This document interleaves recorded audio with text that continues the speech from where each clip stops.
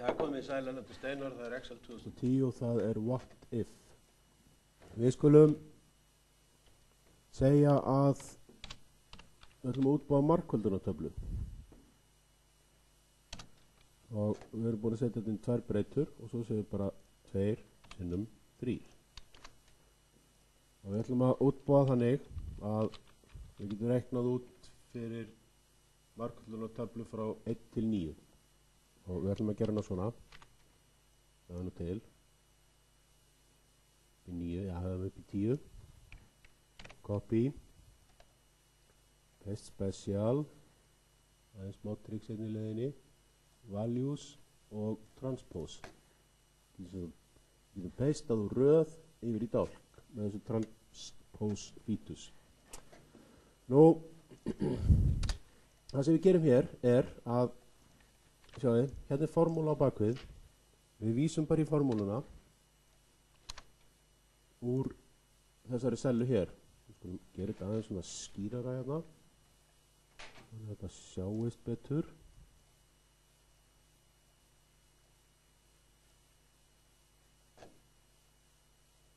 ja. og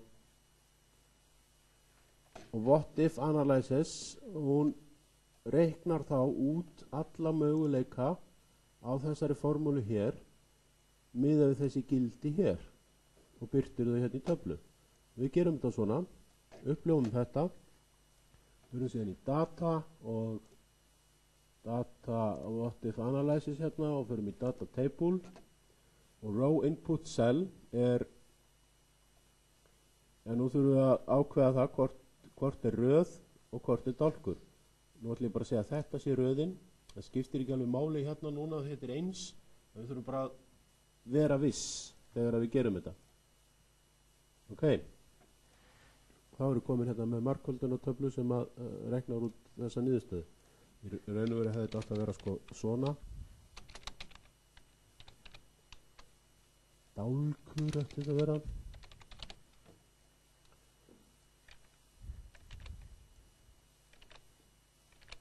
Við getum ekkert átt við þetta er bara svona fast og ef við festumst hérna inn í sellu þá gerum við bara escape til að komast út og nú erum við bara búin að reikna út allar mögulegar samsetningar á þessu margfeldi hérna ein sella sinnum önnur sella út frá þessum gildum hér.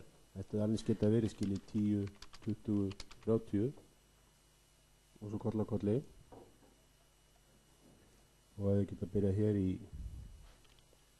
27, 23 það er ekki alveg málið sko en þetta er sem sagt what if analysis eða tvíhliða